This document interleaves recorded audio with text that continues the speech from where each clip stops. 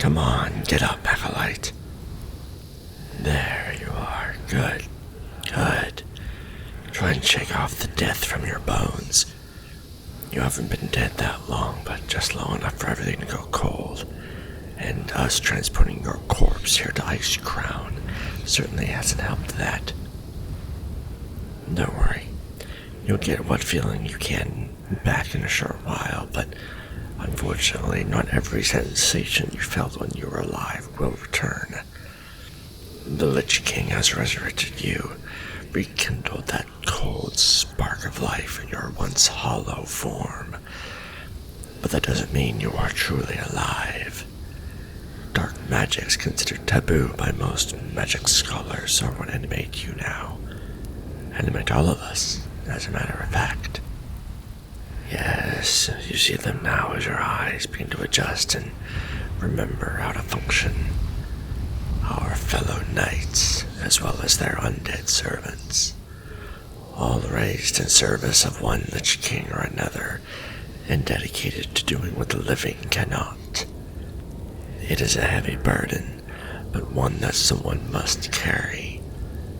Better the damned than those innocent living souls in Stormwind or Orgrimmar. Azeroth sees enough bloodshed. Let them preserve what little embers of peace they can. The truly darkest work falls to us and the Lich King. I suppose you would consider the Lich King dead, wouldn't you? Up until now, his fate was a rumor, a cold whisper on the icy winds of Northrend, and nothing more. Slain by the paladin Tyrion Forgering and cast into the darkest depths of hell for his crimes. Yes, you would not be entirely wrong in believing this tale. Arthas Menethil is dead. But Bolvar Fordragon took up the mantle and the helm of the Lich King, choosing to bear the greatest burden of any mortal I have ever known. Remaining on the frozen throne here atop Icecrown Citadel, he has directed the Death Knights and shackled the scourge within Icecrown itself, forbidding them from ever tormenting Azeroth again, so long as he sits upon that throne. Naturally, we Death Knights could not let this knowledge become common, or else panic and terror may have gripped the world, with even the knowledge of a Lich King existing, period. Even a non-malicious one. No, we simply let this secret die along with everything else in Icecrown. You ask what changed?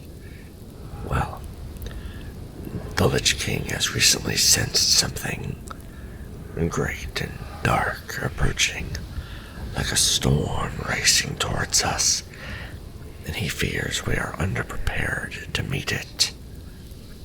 Therefore, we have secured and scoured Azeroth for any veterans of the Fourth War, strong and skilled fighters we can bring into our ranks. We understand that not every soul may wish to be plucked from the peaceful embrace of death. But if the Lich King's visions are correct, even death will not be an escape from what is to come. Only together, both the living and the dead of Azeroth, can we hope to prevent another cataclysmic event, or worse. Come, we shall venture into the Citadel and I shall get you up to speed. The quicker we get you equipped and learning what it means to be a knight of the Ebon Blade, the better. Getting yourself killed is not something we can afford to save you from twice.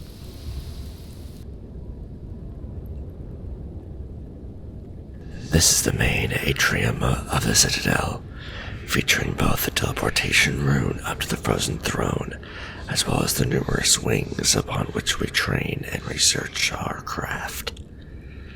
Personally, I would advise against meeting the Lich King in person. As a member of the Ebon Blade now, he is able to speak to you directly into your mind at all times.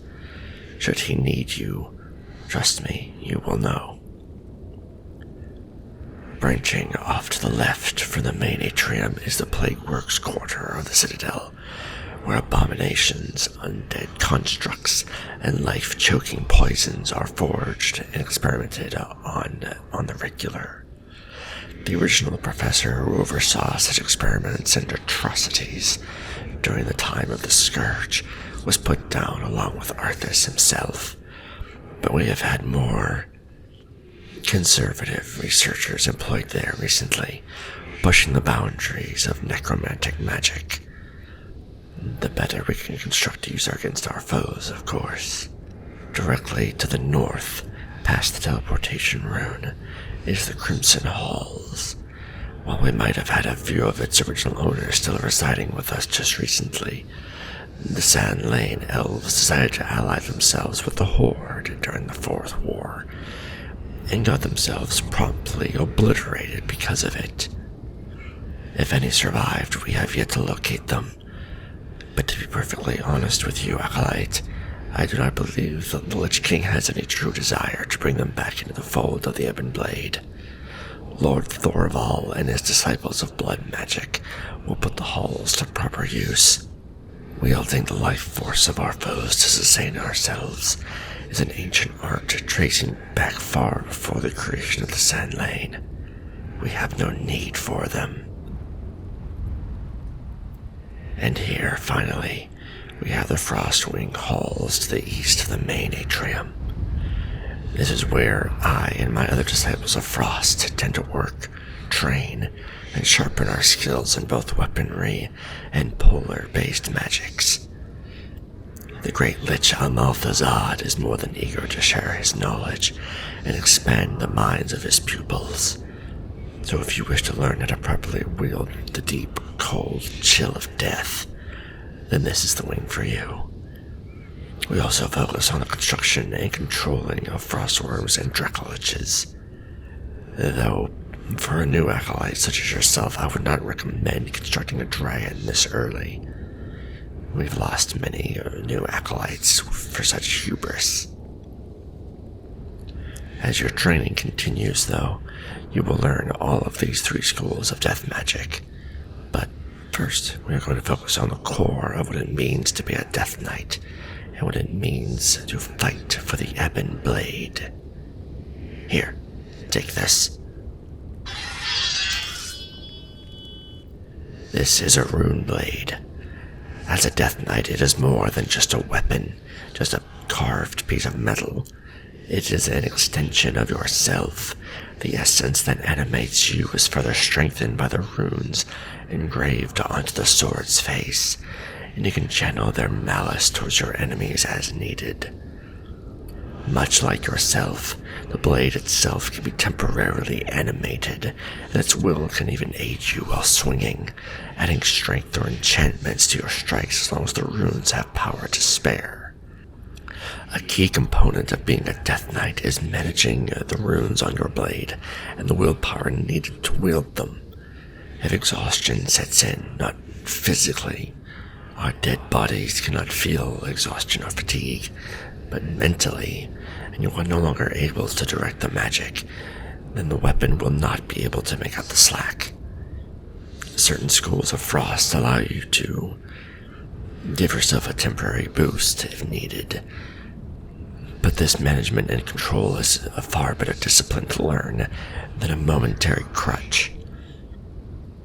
Yes, good thinking, Acolyte, you are already learning. If you are ever deprived of your Runeblade in combat, the power it offers will also be taken from you, though we will have a small arsenal of magics that we can cast without needing our weapon as a focus. We would recommend keeping your blade tight to your side. With this power, you can push your enemy back and reclaim your Runeblade if needed, and then enact your vengeance on those who would consider themselves foolish enough to try to defeat you. As your training continues, we'll expand on the rune engravings that you have. Certain engravings are better suited for certain foes, and while others are more general purpose and fit for everyday combat. If a sword isn't something you're fond of, then we can experiment with other weapons such as axes, maces, and even pole arms if you are so inclined. But most of my personal experience lies in swords and rune blades, both of the two-handed style and dual-wielding fashions where you employ two swords at once. Lady Alystra can likely assist you with learning other techniques, though be aware she is cold. Do not be shocked if she is swift to punish failure with physical pain. The warmth of compassion is not something you can find in these halls, acolyte, and you will most certainly find none in her. Death Knight, your Lich King calls. See, as I told you, the Lich King is able to speak directly into our minds and souls, or what's left of them, rather. Come, we shall introduce you to our Lich King. I have a feeling that whatever this matter may be, it involves as many of our new recruits as we can muster.